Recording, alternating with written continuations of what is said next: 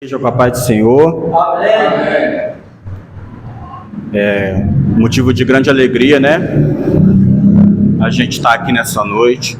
A gente agradece a presença dos nossos visitantes que já são de casa, né? Irmã Juliana e irmão Igor, sejam bem-vindos mais uma vez.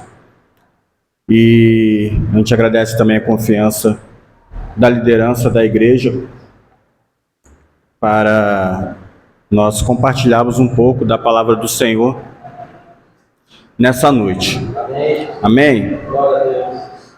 Os irmãos estão felizes? Amém. Estão animados? Glória a Deus. Como a Melanie disse, né? Esse fim de semana foi de alegria para uns e de tristeza para outros, né? Como eu, porque sou vascaíno.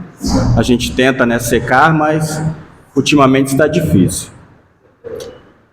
Mas independente de como tenha sido o seu fim de semana, a gente espera que Deus possa nos renovar nessa noite, né?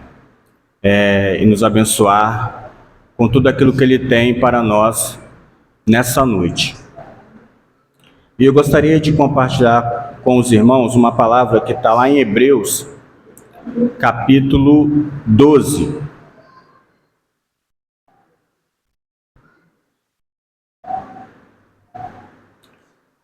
Hebreus, capítulo 12, nós leremos os versículos 1 até o versículo 3. Amém.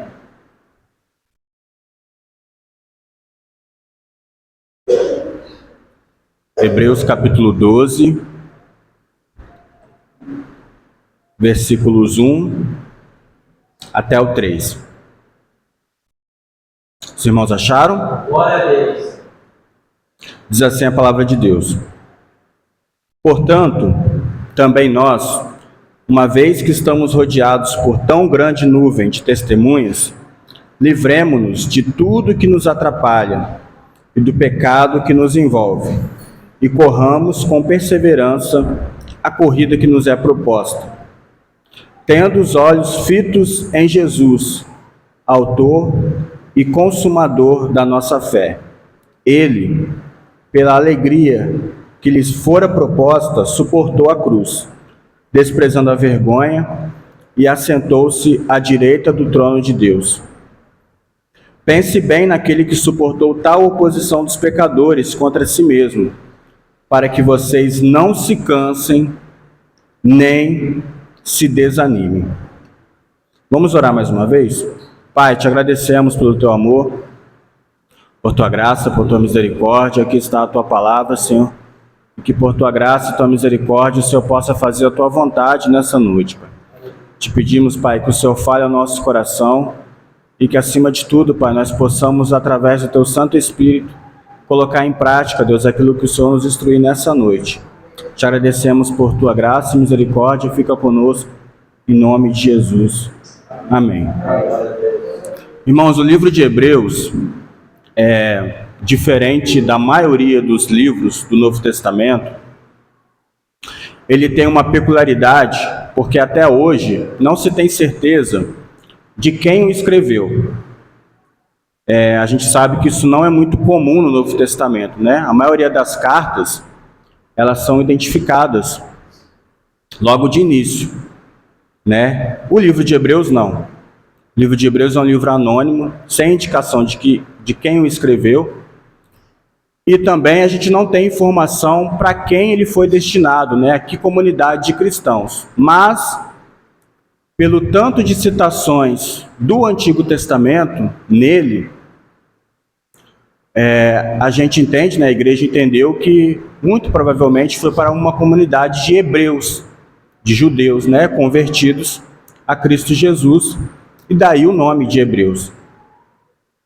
E o livro de Hebreus, irmãos, ele é maravilhoso porque ele, a todo momento, ele exalta a superioridade, a supremacia de Cristo Jesus. A gente sabe que o povo judeu, o povo hebreu, foi aquele povo a quem Deus se revelou. Amém? A gente vê o Velho Testamento e são todas histórias, narrativas que aconteceram em Israel para o povo hebreu, para o povo judeu, e que apontava, né, para o Messias, para o futuro. Então o povo hebreu sabia muito bem, conhecia muito bem a Torá, conhecia a lei, né? Conhecia aquilo que Deus tinha deixado como lei para o seu povo. E o autor de Hebreus, ele a todo momento ele exalta a superioridade de Cristo acima de até artifícios que Deus usou no passado. Então ele exalta Cristo acima da lei, ele exalta Cristo como o sumo sacerdote, acima dos sacerdotes, todos os sacerdotes que vieram antes de Cristo. Ele exalta Cristo de maneira singular, né? É através do livro de Hebreus, por exemplo, que muitas coisas, muitos mandamentos que o povo judeu obedecia ali no rigor da lei, nós hoje, pela graça de Deus, a gente não precisa cumprir certos rituais, porque entendemos que Cristo é o nosso sumo sacerdote, é o sacrifício perfeito, e estamos no tempo da graça.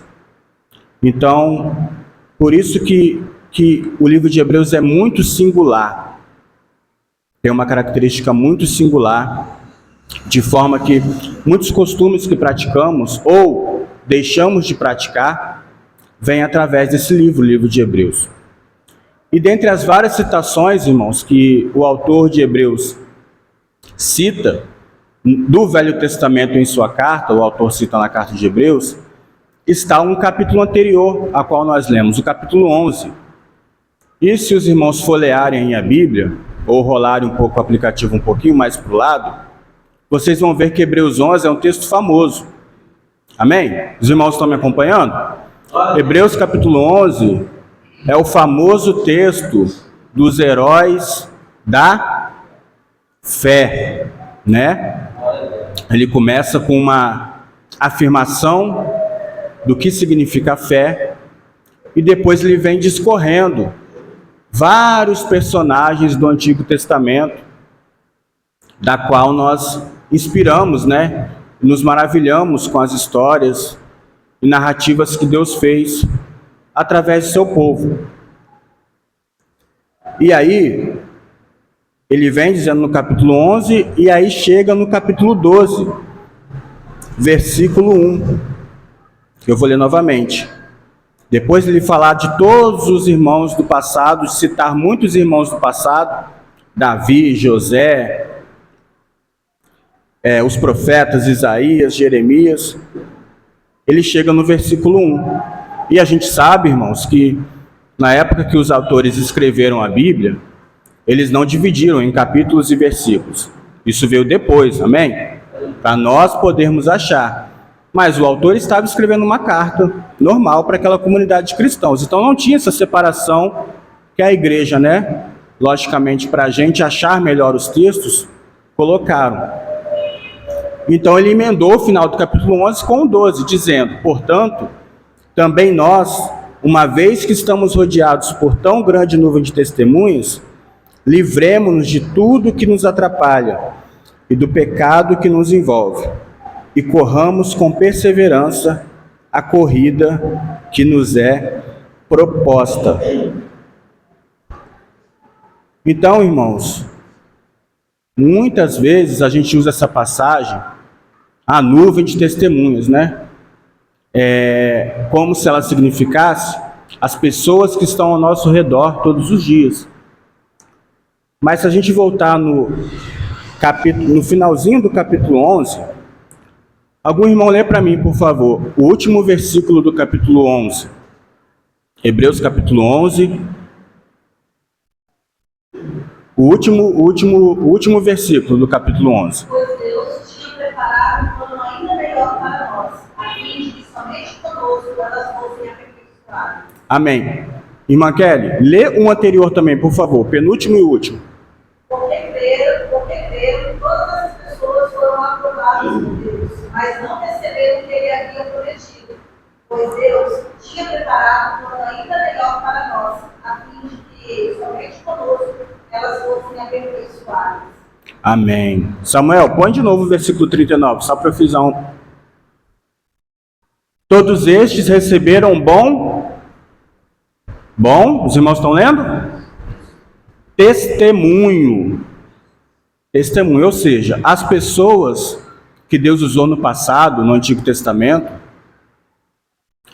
aquilo que elas fizeram, né, grandes feitos através da fé, gerou para elas bom testemunho.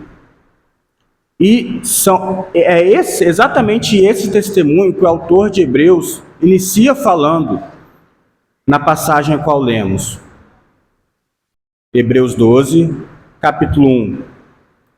Então ele começa dizendo: nós que estamos rodeados de grande nuvem de testemunhas, ou seja, eu parafraseando aqui, nós que conhecemos a história dessas pessoas que geraram um bom testemunho, corramos a carreira que nos está proposta.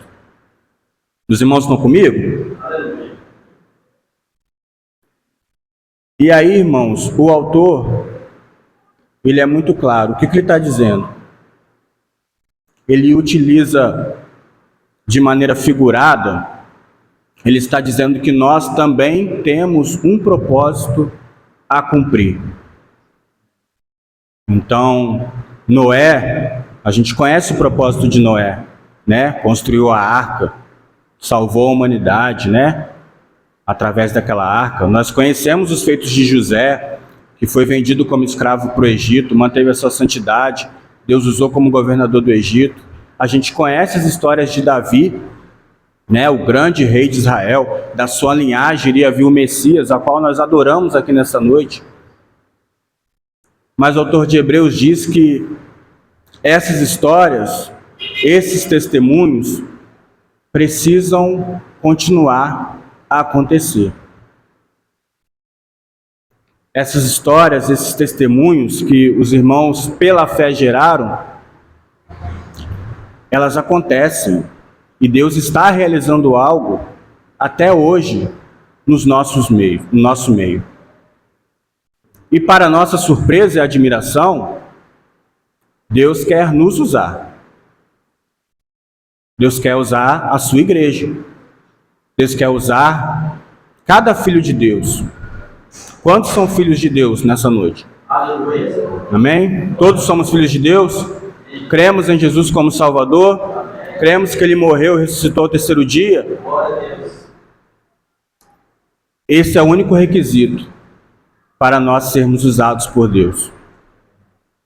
Às vezes, irmãos, a gente olha a narrativa bíblica e não só do passado no Velho Testamento, mas no Novo Testamento, a gente vê como algo longe de nós, algo distante. Então, eu creio que isso aconteceu, creio que Deus atuou no passado, mas hoje isso é muito raro de acontecer. E aí a gente pode até pensar, quanto mais a minha vida, quem sou eu para me comparar, né, com os heróis do passado, com os heróis da fé? Quem sou eu para me comparar com Davi, com Josué, com Moisés? Eu não sou ninguém. E realmente, irmãos, existem ministérios específicos, mas isso não significa que a nossa vida cristã se resuma a frequentar a igreja todo domingo. A nossa vida cristã, ela é muito mais do que isso. Aquelas pessoas, elas praticaram as boas obras, os seus ministérios, porque o Espírito Santo vinha sobre elas e as empoderava. E agora esse mesmo Espírito Santo mora dentro de nós. Todos aqueles que receberam o sacrifício de Cristo na cruz, a palavra diz que o Espírito Santo é habitação.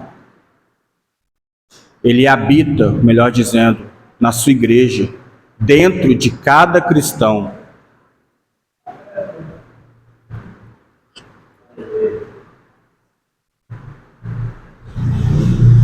Havia um certo historiador, conhecedor de grandes religiões, e apresentaram o Novo Testamento para ele, e ele leu, né? Ele não era não era cristão, não era ligado à fé. E por ele estudar muito, né, e ser bem influente, levaram para ele e ele começou a ler. E aí perguntaram para ele, depois que ele leu, o que chamou mais atenção em você no Novo Testamento? Você, né, como estudante das filosofias, das religiões humanas, o que apresentou mais a você? O que saltou aos seus olhos quando você leu o Novo Testamento? E aí os irmãos que perguntaram isso para ele, acharam que ele ia dizer, né, a encarnação de Cristo, a pessoa morreu e ressuscitou, o que é realmente impressionante, nossa fé está baseada nisso, amém? Mas para a surpresa deles, o historiador citou um texto de Romanos, que fala que o Espírito Santo é a habitação de cada crente. E aí ele virou para a pessoa e disse, você acredita mesmo nisso? Você acredita que o Deus, Criador dos céus e da terra, em sua terceira pessoa da Trindade, o Espírito Santo, habita plenamente em você, aí dentro de você? Você crê realmente nisso? E as pessoas ficaram emudecidas. Por quê? O que ele estava querendo dizer? Porque se o Espírito Santo, Deus, Criador dos céus e da terra, habita em nós, a nossa vida precisa ser diferente. A nossa vida precisa estar de acordo com essa verdade. Se nós cremos, né, na palavra de Deus. E aí, irmãos, o autor de Hebreus, ele usa como uma figura de linguagem, no início do capítulo 12, algo que era muito popular na época. A gente conhece, né, que hoje em dia nós temos os Jogos Olímpicos, e naquela época já tinha alguns jogos do tipo. E ele usa exatamente um desses jogos, uma dessas corridas, dessa modalidade, que era a corrida a pé, né? Então ele fala que o propósito que Deus tem para as nossas vidas é como se fosse uma corrida que Deus marcou, um trajeto que Deus preparou para nós caminharmos. Um propósito que Deus tem para as nossas vidas seria semelhante a isso. A gente pode ver que ele começa dizendo, né? Nós estamos rodeados, né, de várias testemunhas, uma nuvem de testemunhas. E ele está querendo dizer, vocês conhecem a palavra de Deus, vocês conhecem o que essas pessoas fizeram no passado, mas agora é a hora de vocês fazerem alguma coisa. É hora de vocês praticarem o reino de Deus aonde quer que vocês estejam. E praticar o reino de Deus, irmãos, não é só vir à igreja e frequentar a igreja uma vez por semana, ou, né, e olhe lá. É praticar lá fora o reino de Deus. O propósito que Deus tem para realizar em nossas vidas é lá fora, é na nossa segunda-feira, é no dia mau, no dia ruim, no dia que a nossa rotina nos atormenta, e aí uma pessoa do trabalho vem e começa a desabafar com você, e às vezes a gente não sabe o que dizer, ou fica sem jeito de falar da palavra de Deus. É nessa hora que o reino de Deus se manifesta. É nessa hora que precisamos cumprir o nosso propósito, correr essa corrida que Deus marcou para nós.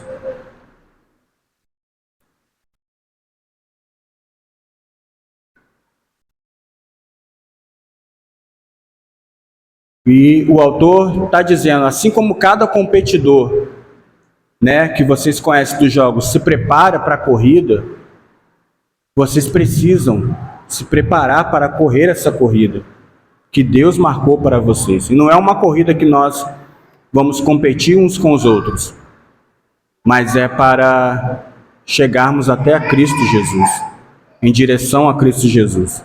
Deus tem um propósito para cada um de seus filhos. Uma corrida que Ele marcou para nós corrermos. Um propósito que Ele planejou para cumprirmos em seu reino. E nós precisamos tomar posse disso. A gente conhece também, no nosso tempo, que existe uma modalidade no atletismo que chama revezamento, né? E aí tem 4x100, 4x200, e é uma competição muito interessante de se assistir, apesar do atletismo não ser tão popular no Brasil, mas de 4 em 4 anos, né, através dos Jogos Olímpicos, às vezes a gente vê. E o que acontece nessa corrida? São várias equipes, né? Só que cada competidor de determinada equipe, cada integrante de uma equipe, ele vai correr só um determinado trajeto. Ele vai correr com um bastão, quando acabar o trajeto dele, ele vai passar para o seu companheiro. E o seu companheiro vai correr o seu trajeto, e lá na frente vai passar para outro companheiro. Os irmãos se lembram dessa modalidade? Sim. E aí, o que o autor de Hebreus está querendo dizer? Que o bastão está conosco agora. Os irmãos do passado, aqueles que já morreram na fé, correram o seu trajeto. Correram a sua trajetória que Deus tinha marcado, e pela fé, eles conseguiram cumprir o propósito de Deus na vida delas. E agora o bastão está conosco. O bastão para correr está conosco. E será que a gente está correndo? Será que o bastão está no chão caído? Será que nós temos essa disposição para correr essa corrida que Deus marcou? Irmãos, independente do ministério que você tenha, independente do propósito que Deus tenha para a sua vida, uma coisa é certa: Deus tem um propósito para a sua vida. Irmãos, nós não podemos nos acomodar, nós não podemos ficar numa zona de conforto e acharmos que eu praticar atividades religiosas se resume ao que Deus quer fazer em nosso tempo. Nós não podemos pensar assim. Deus quer te usar com todas as suas falhas e defeitos, com todas as nossas falhas e defeitos, porque não tem outra pessoa para usar, irmãos. Todas as pessoas são com falhas e defeitos. Noé tinha falha e defeito, Moisés tinha muitas falhas e defeitos, e nós também temos, mas isso não foi impedimento deles cumprirem o propósito. Isso não foi impedimento para eles correrem a trajetória que Deus preparou para eles. E às vezes nós colocamos obstáculos. Nós colocamos obstáculos para cumprir aquilo que Deus tem para as nossas vidas.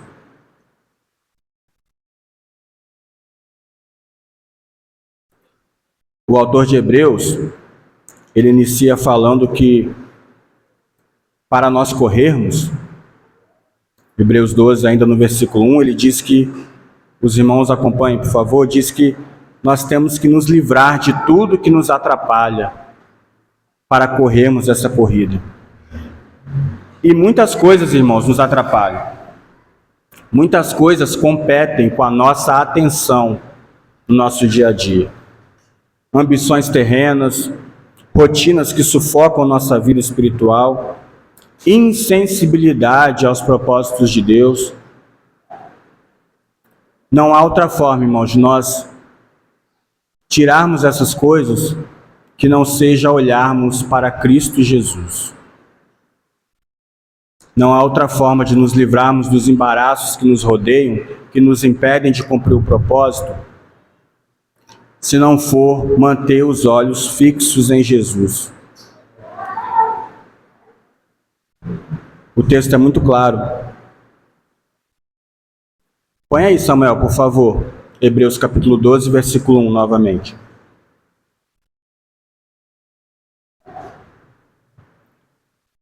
Livremo-nos de tudo que nos atrapalha e do pecado que nos envolve. Corramos com perseverança a corrida proposta por nós. O autor fala perseverança porque não vai ser fácil. Não vai ser tranquilo. Vão ter dificuldades. E eu não estou aqui falando, irmãos, de dificuldades do tipo você ficar doente ou você perdeu o emprego, né? Essas dificuldades que estamos sujeitos. Estou falando de dificuldades que nos impedem de cumprir o propósito de Deus, porque essas coisas não podem ser empecilhos para nós cumprirmos o propósito de Deus. É lógico, nós sofremos, nós choramos, nós lamentamos e pedimos a Deus que Ele nos abençoe. Amém? Mas quem tem identidade firmada em Cristo Jesus é perseverante. Não importam as circunstâncias. Tu já imaginou se Paulo e Silas, depois que foram presos por pregar o Evangelho, tivessem desistido? Agora é isso aqui, né? Acabou, eu não posso mais pregar, não posso mais falar. Pelo contrário, a palavra em Atos é muito clara.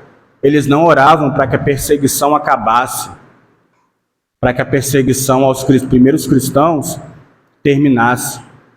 Eles oraram pedindo força para suportar, pedindo força para Deus ajudá-los a perseverar, independente das circunstâncias.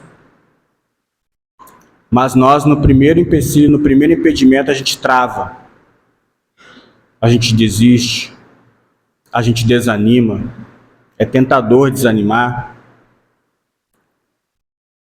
E se isso acontece, se nós desistimos, é porque não estamos olhando para Cristo Jesus.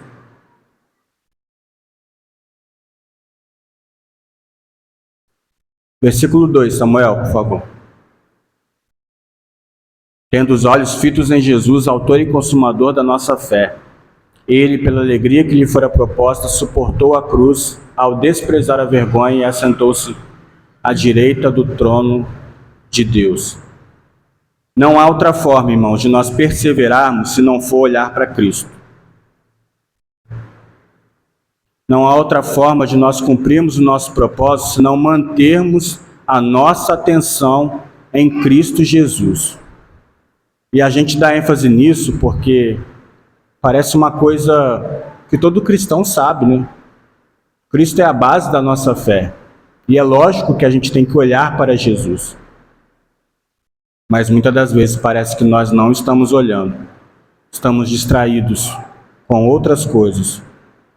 Fixar os olhos em Jesus significa olhar para a sua obra na cruz. Olhar para aquilo que Ele fez em nosso favor. Largou a sua glória, encarnou,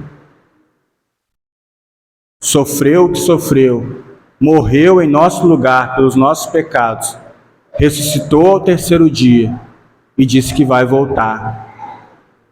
O que os irmãos sentem quando ouvem o plano da redenção? Será que a gente consegue ainda gerar lágrimas nos nossos olhos quando a gente ouve o plano de redenção? Será que nós conseguimos atentar para a importância que é a obra de Cristo na cruz no nosso dia a dia? Ou será que o nosso coração se tornou insensível e quando alguém fala o plano de redenção, não surte mais aquele efeito que surtiu quando você se converteu? Essa é a nossa base, irmãos. Nós precisamos nos alegrar com isso. Se nós não nos alegrarmos com o que Cristo fez na cruz, nada irá te alegrar nessa vida. Você pode ter uma conta bancária gorda, você pode ter o melhor emprego do mundo, mas se você não parar e olhar para o que Cristo é e representa, será em vão. Nossa vida não terá sentido se nós continuarmos distraídos com outras coisas, a não ser com o Cordeiro de Deus. O Cordeiro Santo de Deus. Nós precisamos voltar os nossos olhos para Jesus. Nós precisamos olhar para a sua presença, valorizar a sua presença, como foi dito aqui nessa noite.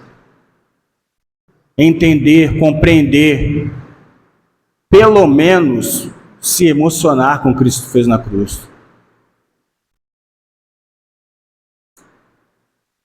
A gente às vezes está tão entorpecido pelo nosso dia a dia e a nossa rotina corrida,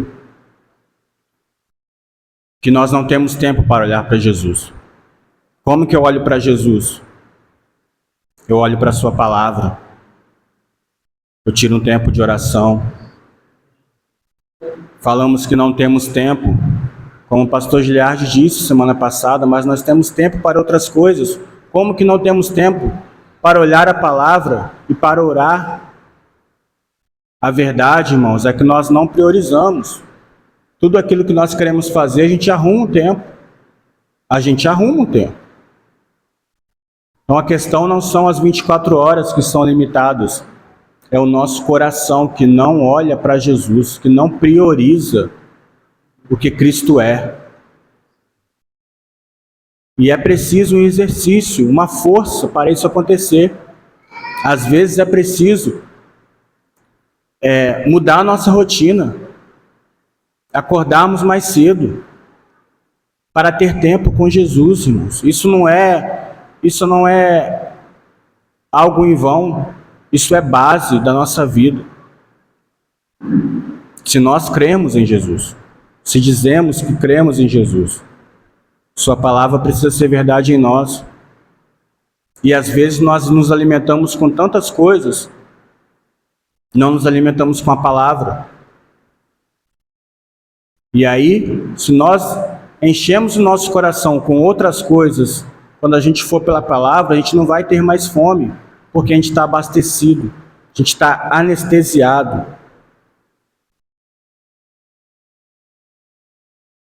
Olhar para Jesus significa seguir os seus passos. Às vezes a gente pode se perguntar, né?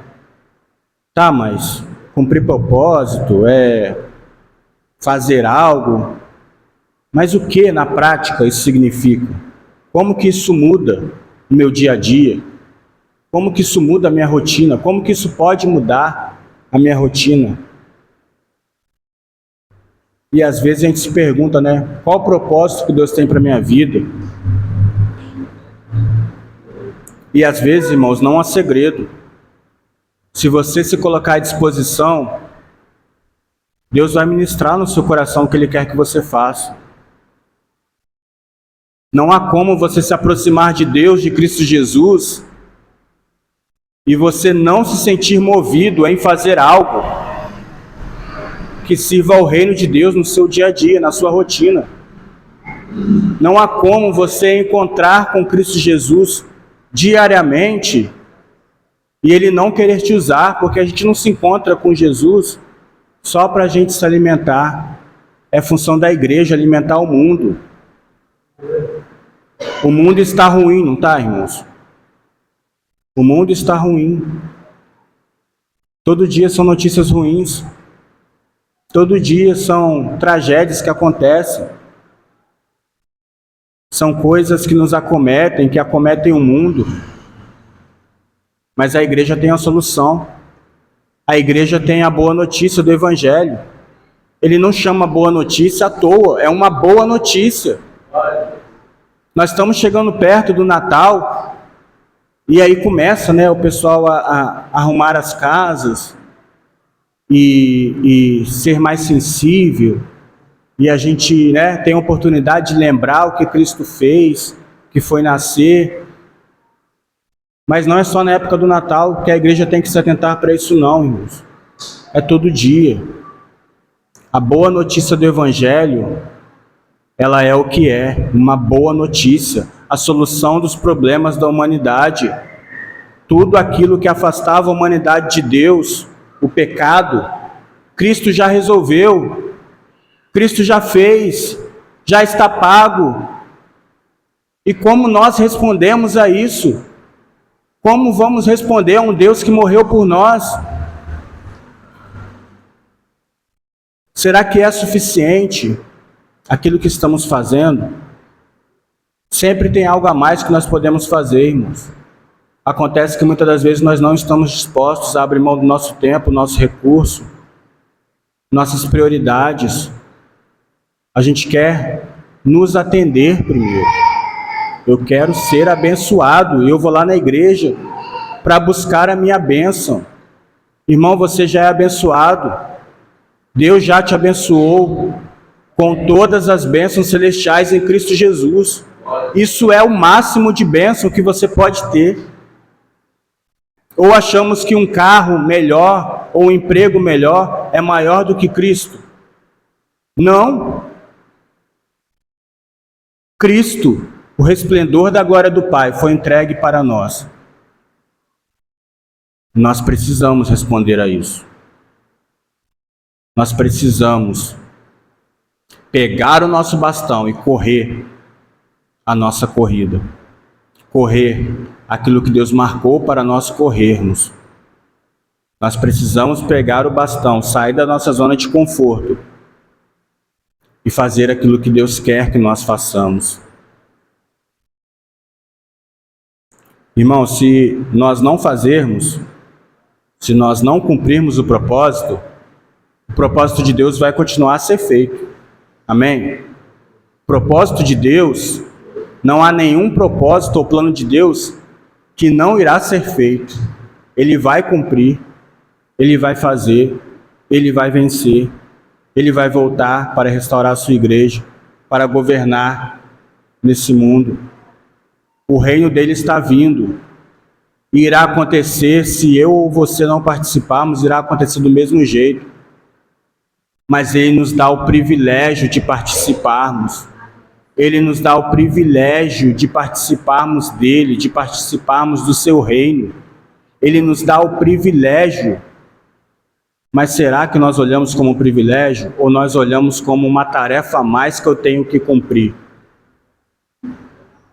Será que eu olho o reino de Deus e a nossa função como igreja, tanto aqui quanto lá fora, como um fardo, como algo pesado, como algo que meu coração não sente? Isso é muito sério, irmãos. Nós precisamos voltar a olhar para Cristo. Nós precisamos voltar a amar a Cristo. Quando a gente ama, a nossa vida muda. Quando a gente ama, não é um esforço, né? Os casados aqui no tempo de namoro, quando nós começamos a conhecer as futuras esposas, a gente marcava um tempo, a gente dava um jeito, a gente saía mais cedo do trabalho, passava a tarde depois do estudo na casa da namorada para estar junto. Por quê? Porque nenhum sacrifício era pesado. Porque a gente amava. Porque a gente ama.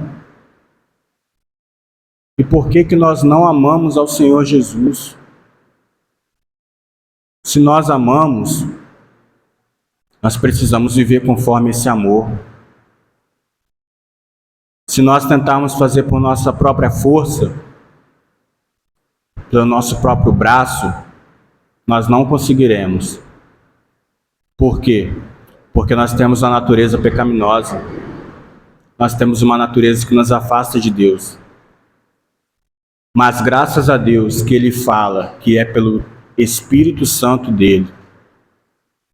De modo que eu não tem como eu me escorar e dizer: ah, Senhor, isso é muito difícil. A carne é fraca. A carne é fraca, não é uma desculpa para pecar. É um alerta. Pela carne ser fraca, seja mais vigilante. Pela carne ser fraca, se esforce para fazer aquilo que precisa ser feito. Não há segredo, irmão. Não há segredo. O que Cristo fez é o que eu devo imitar. Amar o próximo. Estender a mão ao necessitado. Alguém está precisando de ajuda, ajude. Há algo para fazer, faça. Você pode fazer alguma coisa? Faça. Faça algo para o reino de Deus. Arthur abriu o culto aqui, dizendo para não ajuntarmos tesouros nessa terra. E fala exatamente sobre isso. Nós precisamos nos preocupar com as coisas eternas, irmão. Na nossa lista de prioridades, a nossa lista de prioridades da vida, de afazeres, Deus vem em primeiro lugar, amém? Tem que vir em primeiro lugar. Mas além dele vir em primeiro lugar, irmãos, ele é a própria lista, ele é o papel que você escreve. Todas as suas ações devem estar pautadas nele. Pastor Giliardi citou semana passada também. Não é o meu plano, o meu sonho, a minha ambição que eu tenho que pedir para Deus abençoar, não. Eu tenho que perguntar para Ele o que o Senhor quer que eu faça. O que eu posso fazer para o seu reino? O que eu posso fazer? O Senhor já me deu tudo. Onde o Senhor quer me usar? Vai chegando o fim do ano, a gente já começa, a planejar o próximo ano. E fazer isso e fazer aquilo. E glória a Deus, irmãos. Nós temos que ter objetivos. Mas se eles não forem pautados em Deus e para servir ao reino, não presta. Não presta. Não há propósito maior do que o propósito de Deus na terra. Ele tem uma missão desde o início da humanidade. Ele está cumprindo essa missão através da sua igreja. E agora é hora de pegarmos o bastão e cumprirmos. Fazermos o que Ele quer. Podemos ser felizes. Ter um emprego dos sonhos. Ter a conta bancária dos sonhos. Mas se não estiver no propósito de Deus, será maldição. Maldição. Se nós não pautarmos a nossa vida nos propósitos de Deus, será maldição.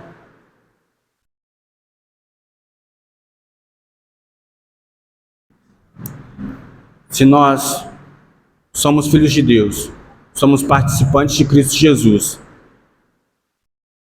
a nossa vida tem que ser movimentada, tem que ser agitada. Tem que acordar e dizer: Senhor, o que eu posso fazer hoje? Qual pessoa que eu posso ajudar hoje? E aí vem alguém, desabafa com você no trabalho e você não sabe por quê. Ou alguém na sua escola conversa com você algo pessoal, algo íntimo, um problema que ela está passando e você não sabe por quê. Nós estamos em missão, irmãos. Missão não é só o missionário que sai daqui e larga tudo e vai lá para o Ceará, quando o nosso amado irmão George, que a gente ajuda, vai, não é só isso missão, não. Deus não te colocou na empresa que você está à toa. Deus não te colocou na sua sala de aula à toa, só para você estudar e sair de lá um profissional melhor. Não, irmãos, a nossa cosmovisão é outra. Nós estamos em serviço. Somos embaixadores de Cristo Jesus aqui nessa terra. Se somos filhos de Deus. Quantos são filhos de Deus? Amém? Eu sou filho de Deus. Então tome posse do seu bastão e corra. Pegue o seu bastão e corra. Faça a sua parte. Prescrute o coração de Deus naquilo que Ele tem para você.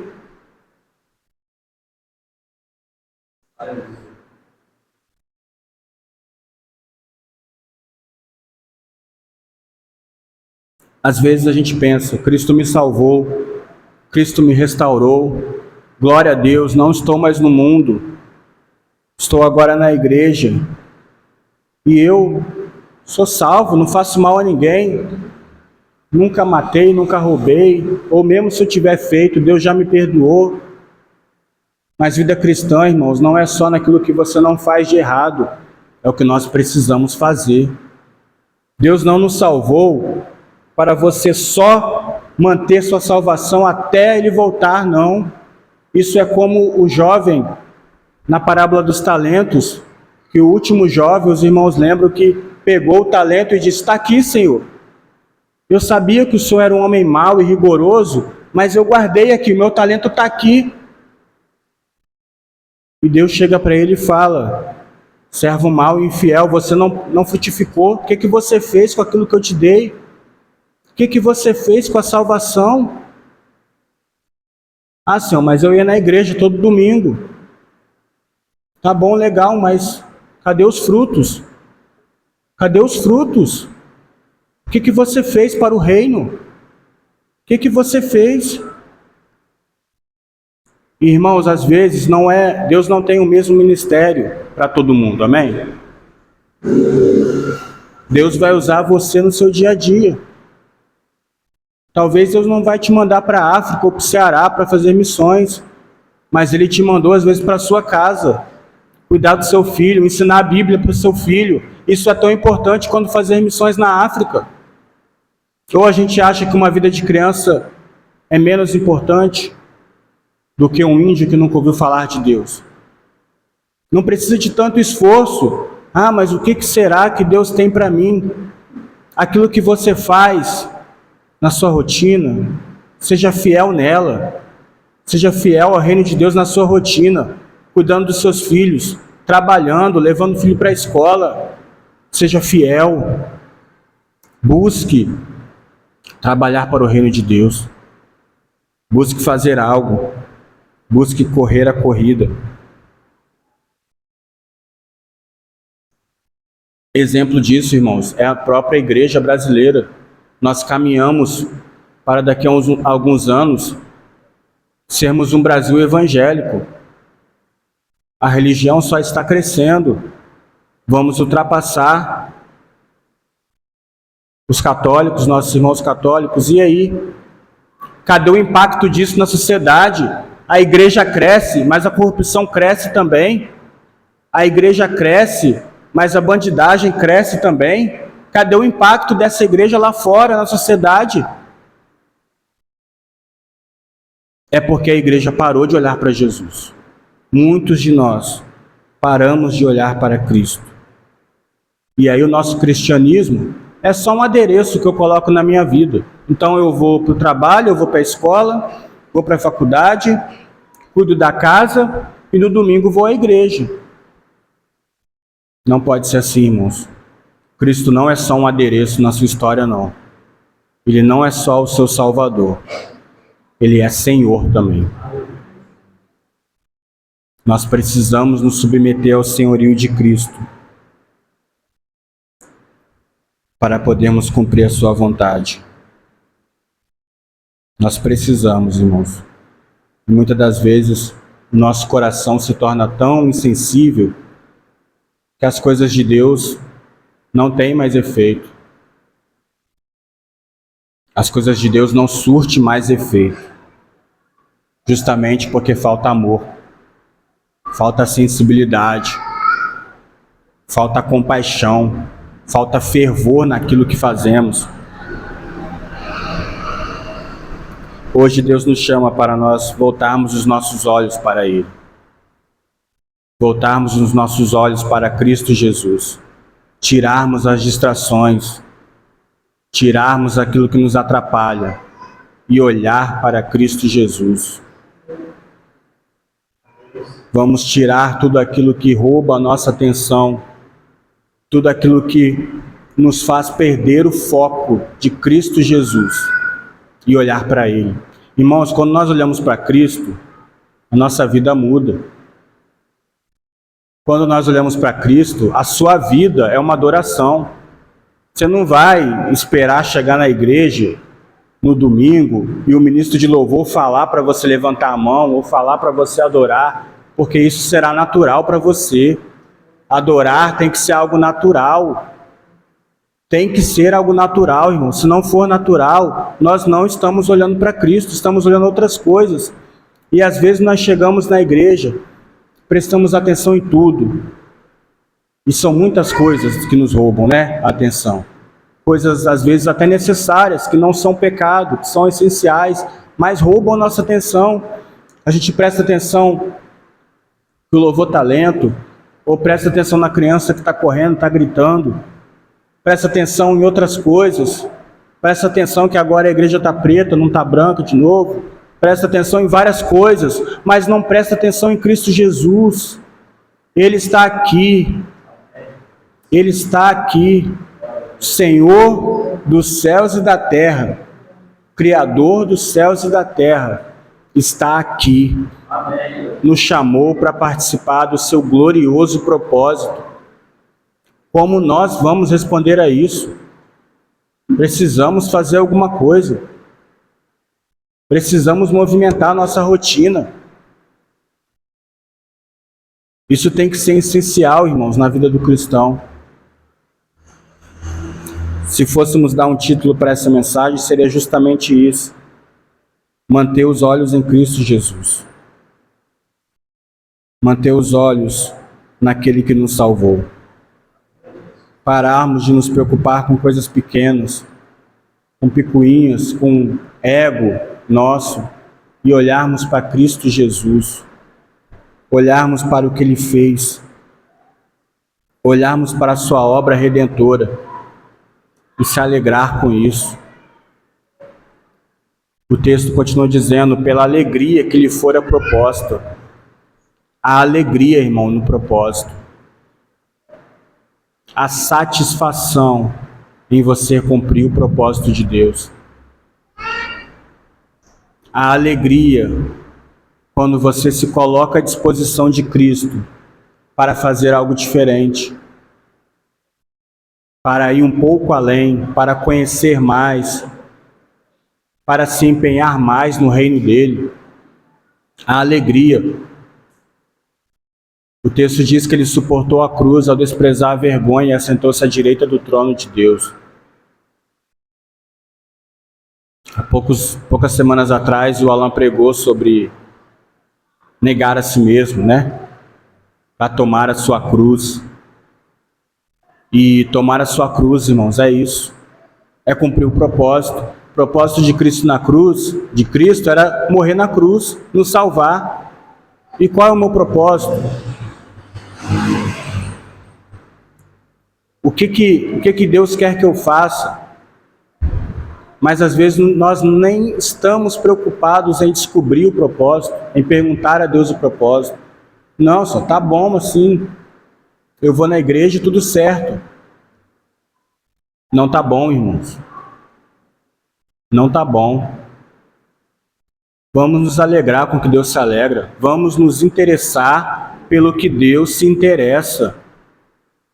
Nós amamos a Cristo. Se amamos a Cristo, vamos amar o que Ele ama também.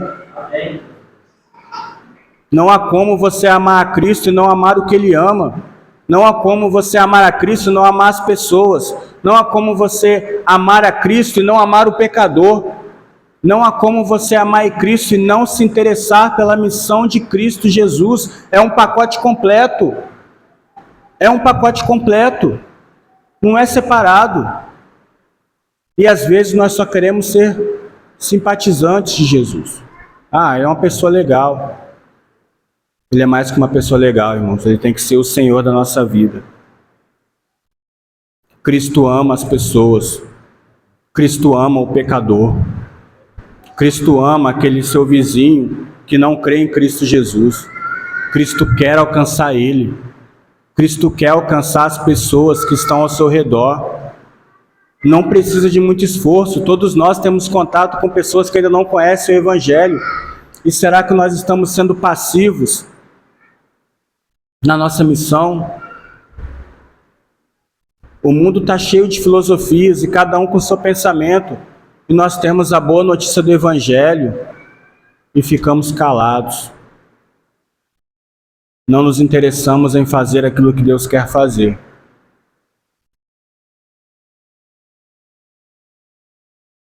Nós precisamos, irmãos, da graça e da misericórdia de Cristo Jesus para praticarmos o nosso propósito. Como eu disse, pela nossa própria força nós nunca conseguiremos, mas vamos estar pelo menos dispostos a conversar com Cristo e perguntar o que Ele quer fazer através da nossa vida. O que Ele quer fazer hoje? Senhor, como eu posso te servir hoje? E, irmãos, se abrirmos o nosso coração, Ele vai mostrar. Ele vai nos usar. E quando nós praticarmos, nós veremos que não há alegria maior do que servir ao Criador dos céus e da terra. O Criador dos céus e da terra nos chamou para uma missão. Nos chamou para um reino. O Criador dos céus e da terra. Será que a gente para pensar na profundidade disso? Criador de todas as coisas. Ele conta comigo e com você. Ele conta comigo e com você. E Ele só está esperando o nosso coração abrir para que Ele faça obra em nossas vidas. Não há outro caminho, irmão, se nós não olharmos para Cristo. Vamos olhar para Cristo. a beleza em Cristo Jesus. A beleza em Cristo Jesus. Vamos olhar para aquilo que Ele disse na sua palavra. Vamos nos interessar em conversar em casa com o nosso cônjuge sobre a palavra de Deus, sobre o versículo que você leu naquele dia. Irmãos, isso é evangelho. É isso que é ser praticante da palavra. Não se contente em ter uma rotina que só se baseie, que você separe. Trabalho e estudo é algo secular, né? Eu ir à praia é algo secular, e algo espiritual é só ir à igreja. Não, irmãos. Tudo é espiritual. Quem criou a praia foi quem? Foi para nós desfrutarmos. Quando você sai com a sua família e tira um tempo de lazer, isso é adorar a Deus também. Quando você leva o seu filho na escola, isso é adorar a Deus. Quando você trabalha e é um profissional dedicado, que cumpre as suas obrigações, isso é adoração a Deus. Ele é Senhor de toda a realidade. Foi Ele que criou a realidade que nós vivemos. E nós precisamos praticar o seu reino nessa realidade. Não é só quando vemos na igreja, não. Ele que criou nossa rotina. Ele que estabeleceu os dias da semana. E como estamos respondendo a isso? Será que Ele é Senhor de nossas vidas? Ou Ele é Senhor só das 2h30 que a gente passa aqui no domingo? Que Deus nos dê misericórdia, irmãos, e graça a todos nós. Que essa palavra falou primeiro comigo. Precisamos voltar os nossos olhos para Cristo Jesus. Rendermos ao agir do Seu Espírito em nossas vidas. E isso somente acontece quando nos relacionamos com Cristo Jesus. Toda relação produz um fruto. É natural o fruto acontecer quando há uma relação.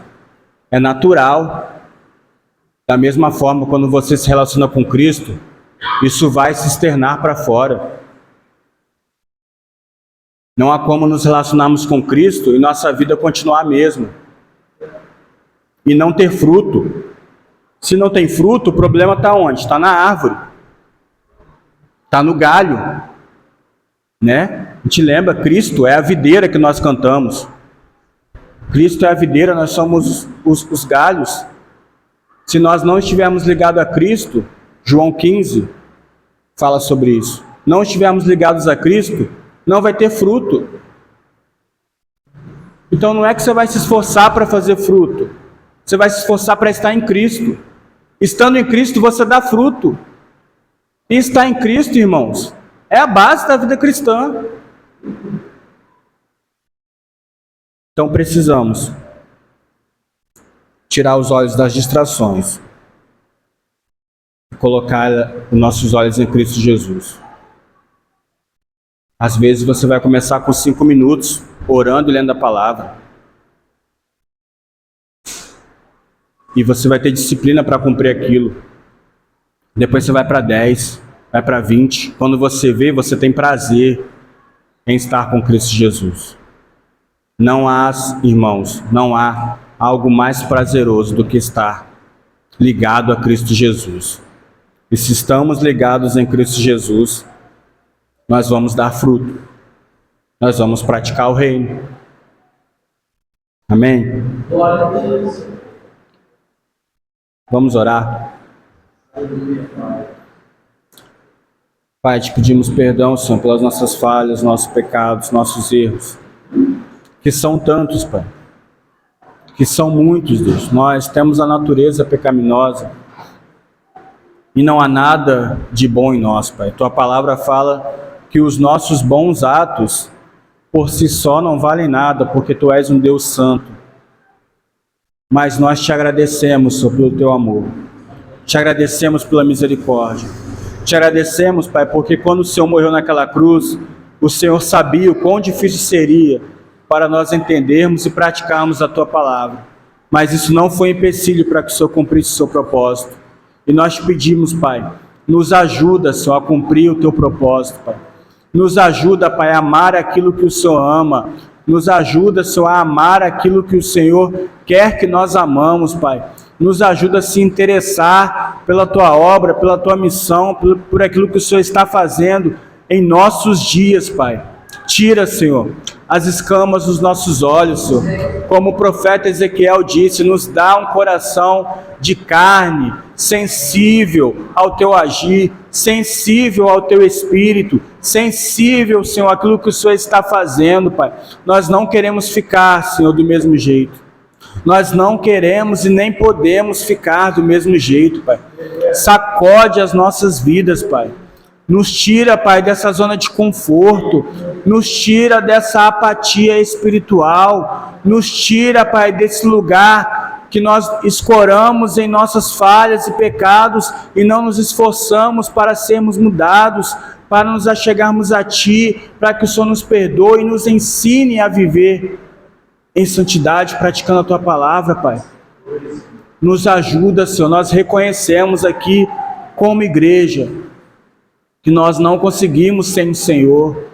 Nós não conseguimos sem o Senhor, Pai. Reconhecemos, Senhor, nossas limitações, falhas e fraquezas, e Te pedimos, Pai, que o Senhor possa nos ajudar, Senhor.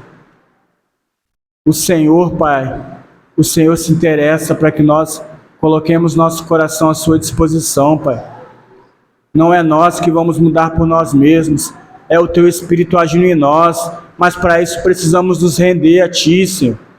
Ouvir a Tua voz, ouvir a Tua palavra. Nos ajuda, Senhor. Nos ajuda, Pai. Nos ajuda, Senhor, em nome de Jesus, Pai. Não queremos ficar do mesmo jeito, Pai. Em nome de Jesus, Senhor. Irmãos, eu agradeço a oportunidade.